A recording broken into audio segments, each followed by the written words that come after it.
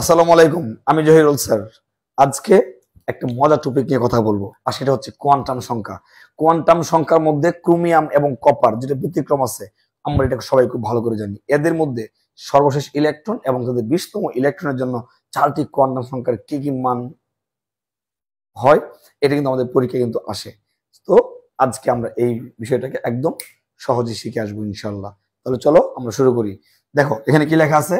Chromium chromium এর 24তম মানে সর্বশেষ এবং 20তম ইলেকট্রনের জন্য চারটি কোয়ান্টাম সংখ্যার মান নির্ণয় আমরা করব। ঠিক আছে।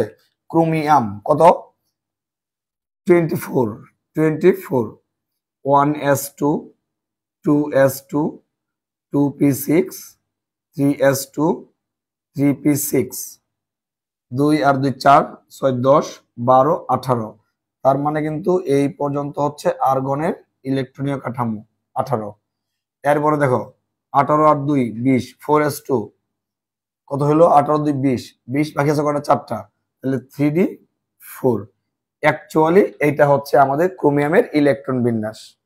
তোমরা বলবা স্যার আপনি তো ভুল করছেন, এটা তো 4s1 হবে স্যার, 3d5 হবে। বাজান এটা আমি জানি যে 4s1 হবে এবং 3d5 হবে। কেন হবে? আমরা জানি অর্ধপূর্ণ বা পূর্ণ অরবিটাল সমূহ অনেক বেশি স্থিতিশীল, সেই জন্য হবে। তবে কথা কিন্তু কথা না, যেই কথা না বললেই না হয় সেটা হচ্ছে আসল কথা। এখন আসল কথাটা হলো 4s কিন্তু 2 থাকে, 3d কিন্তু 4 থাকে। ঠিক আছে। তাহলে ঘটনা স্যার কি ঘটে, এই আসল কথায় আমি আসতেছি একটু পরে, তোমরা আমার সাথে দেখো। এখানে 4s2 যদি আমরা এটাকে লিখি তাহলে 4s এর জন্য একটা ঘর, দুইটি ইলেকট্রন আছে। এটা হচ্ছে 19, এটা হচ্ছে 20। এটা 19তম ইলেকট্রন, এটা হচ্ছে আমাদের 20তম ইলেকট্রন। কি কোনো সন্দেহ আছে তোমাদের এতে? না স্যার, আমাদের কোনো সন্দেহ নাই। যদি আমরা 3d তে আসি, 3d তে কয়টা ঘর থাকে স্যার? 5টা ঘর থাকে। 1 2 3 4টা দিলাম তো, 1 2 3 4 5টা ঘর হলো। ওকে। এখন সংখ্যা রেখা করলে ওই মানগুলো দিলে অরবিটালের 0 -1 -2 +1 +2, 4টা ইলেকট্রন আছে দিতে। 1 2 3 4, এটা 19, এটা 20, তাহলে এটা 21, এটা 22, এটা 23, এটা কত? 24। কি এটা ক্লিয়ার? এটা ক্লিয়ার? তার মানে 21 নাম্বার হচ্ছে -2 তে গেল, 22 নাম্বার -1 এ গেল, 23 নাম্বার 0 তে গেল, 24 নাম্বার কোথায় গেল? 24 কোথায় গেল? আমাদের +1 এ গেল। কোথায় গেল? +1 এ গেল। তোমরা এই নর্মাল বিষয়টা আগে তোমরা চিন্তা করো, পরে হচ্ছে আমাদের ব্যতিক্রম নিয়ে কথাবার্তা। এখানে 19, এখানে 20। ওকে। তারপরে 21, 22, 23 এবং 24। এখন তাহলে স্যার আমাদের যে আমরা যে লিখি 4s1, হ্যাঁ লেখো 4s1। আমি করলাম কি, এটা মুছে দিলাম, মুছে বানাচ্ছি হচ্ছে 4s1, আর এটা কি হয়ে যাবে? 3d5। এখন দেখো এইটা তো ক্লিয়ার হলো তোমাদের। 4s থেকে একটা ইলেকট্রনকে আমি নিয়ে গেলাম কোথায়? 3d তে। কেন নিয়ে গেছে?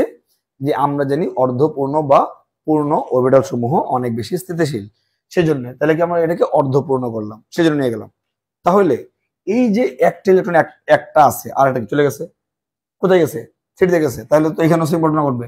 এইখানে যে আছে আমাদের 19তম থাকলো, 20তম ইলেকট্রন আগে এখানে ছিল না, বাট এখন কিন্তু সে এখানে নাই। তাকে এখান থেকে নিয়ে এসে আমরা ঠিক এই ঘরে ঢুকাই দিচ্ছি, তার মানে এখানে আছে। তাহলে এইটা কিন্তু তোমার অ্যাকচুয়ালি কি 20তম ইলেকট্রন কোন ঘরে আসছে? +2 এর ঘরে আসছে। ব্যাস, আমরা তখন এটাকে কি করব? মুছে দিব। ব্যাস, এটা মুছে কোথায় চলে গেল? এই যেখানে চলে গেল। তাহলে 4s1, 4s1, 3d5, 3d5, 21, 22, 23, 24। এখন যদি তোমাকে বলা হয় 24তম ইলেকট্রনের জন্য মান লেখো, মান তুমি বসাতে পারবা। যদি বলা হয় 20তম ইলেকট্রনের জন্য, সেটাও পারবা। 20তম কিন্তু এখানে নাই, কোথায় আছে? 3d তে, তার মানে এই যে এখানে আছে। তাহলে আমরা লিখলে কি লিখবো? 24তম ইলেকট্রন এর জন্য 3d তে গেছে, তার মানে n = 3, d এর জন্য l = 2, m = একদম স্পষ্ট ভাষা আছে কোথায়? +1 এর ঘরে, এবং ইলেকট্রনটা একমুখী, তাই কি হবে? +12। ওকে। আচ্ছা, আর যদি বলি আমরা 20তম ইলেকট্রনের জন্য, তাহলে কি হবে? 20তম ইলেকট্রনের জন্য বাচ্চারা কি হবে? স্যার এটা এখানে ছিল বাট এটা এখানে নাই, বর্তমানে কোথায় আছে সেটা হচ্ছে বড় কথা। ওকে, তাহলে এখানে আগে ছিল বাট এখন কিন্তু নাই, আছে কোথায় স্যার? ওই যে স্যার ওই কর্নারে, কোন ঘরে স্যার? +2 এর ঘরে, তার মানে 3D তে আছে। তার মানে n = 3, l = 2, m = হচ্ছে +2 আর s = কি +½ কারণ ইলেকট্রনটা এখানে কিন্তু একমুখী স্পিনে আছে। ঠিক আছে, তাহলে এই হচ্ছে আমাদের ক্রোমিয়ামের সর্বশেষ এবং 20তম ইলেকট্রনের জন্য 4টি কোয়ান্টাম সংখ্যার মান, যেই মানটা নিয়ে তোমরা অনেকেই পেস লাগায়। আমি আশা করব বা আশা করি তোমরা এটা ভালো করে বুঝতে পেরেছো। তাহলে চলো আমরা ক্রোমিয়ামে যাই, সরি কপারে যাই। হ্যাঁ চলো, Cu কপার, এর হচ্ছে 29তম ইলেকট্রন, আর হচ্ছে 20তম। কপার হচ্ছে পরমাণু সংখ্যা 29টি ইলেকট্রন আছে। তাহলে আমরা তার সর্বশেষ ইলেকট্রনের জন্য 4টি কোয়ান্টাম সংখ্যার মান বের করব এবং তার 20তমের জন্য 4টি কোয়ান্টাম সংখ্যার মান আমরা বের করব। ওকে, দেখো আমি শুধু চেঞ্জ করছি, দেখো কপার Cu 29, 18 তো আছেই, এখানে তোমার আগের মতো থাকবে কয়টা? আমি কালো কালি দিয়ে লিখি, 4s2 হলো 20, 3d9 এই হচ্ছে 29। ওকে, 3d9 এই হচ্ছে 29। এইটা কিন্তু হওয়ার কথা ছিল বা এটাই আসলে হওয়া উচিত ছিল যে 4s2 3d9, কিন্তু তোমরা সবাই জানো যে এটা হয় 4s1, এটা হয় কি 3d10, ওই যে আগের ক্রোমিয়ামের মতো। তাহলে এই ক্ষেত্রে আমরা একটু দেখে আসি, চলো ঘটনাটা কি হয় যদি এইভাবে রাখি। তাহলে 4s এই একটা ইলেকট্রন, এই একটা, এই মতো 18 হয়ে গেল। তাহলে এটা হচ্ছে 19 নাম্বার, এটা কি 20 নাম্বার। যদি 3d আমরা দেখি, একটু খেয়াল করো, 1 2 3 4, 0, এটা -1, এটা -2, এটা +1, এটা কি +2, 9টা ইলেকট্রন। তাহলে এটা হচ্ছে 21, এটা হচ্ছে 22, এটা হচ্ছে 23, এটা 24, এটা কি 25। তাহলে এটা হচ্ছে 21, এটা হচ্ছে 22, এটা হচ্ছে 23, এটা হলো 24, এটা কি 25। ওকে, আর এরপরে দেখো, তাহলে এটা 26, এটা 27, এটা কি 28, আর এটা হচ্ছে 29। তাহলে এইটা হচ্ছে 26, এটা হচ্ছে 27, এটা হচ্ছে 28, আর এইটা হচ্ছে 29। তার মানে 29 নম্বর আসছে কোথায়, কোন ঘরে আসছে স্যার? +1 এর ঘরে আসছে। এই বিষয়ে কিন্তু আমাদের কারোরই কোনো সন্দেহ নাই। তোমাদের আছে? আশা করি তোমাদের কোনো সন্দেহ নাই। এখন আমরা তাহলে এখানে কাজটা কি করব? এখানে একটু দেখো, আমরা কিন্তু 29 নাম্বার কিন্তু আমরা এটাকে ধরবো, এটাই থাকবে। চেঞ্জ হচ্ছে কোথায়? চেঞ্জ হচ্ছে এখানে। এই যে 20 নাম্বার ইলেকট্রনটা আছে, এটা এখানে থাকবে না, এটা চলে যাবে হচ্ছে কোথায়? ওই যে ফাঁকা ঘরটাতে, এটা এইখানে চলে যাবে এবং বিপরীতমুখী স্পিনে।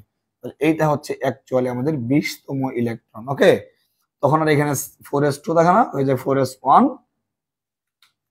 এখানে হয়ে যায় 4s1, আর এটা হয়ে যাবে 3d10। 3d10 হইলে সে কিন্তু আর থাকতেছে না, সে এখান থেকে মাইনাস হয়ে যাবে, তাকে আমরা মানে ভ্যানিশ করে দিচ্ছি। চলে গেল কোথায়? চলে গেল হচ্ছে এই ঘরে। তাহলে আমরা স্পষ্ট দেখতে পাচ্ছি আমাদের 29 নম্বর ইলেকট্রন আসতেছে হচ্ছে +1 এর ঘরে, 20 নম্বর আসতেছে হচ্ছে আমাদের +2 এর ঘরে।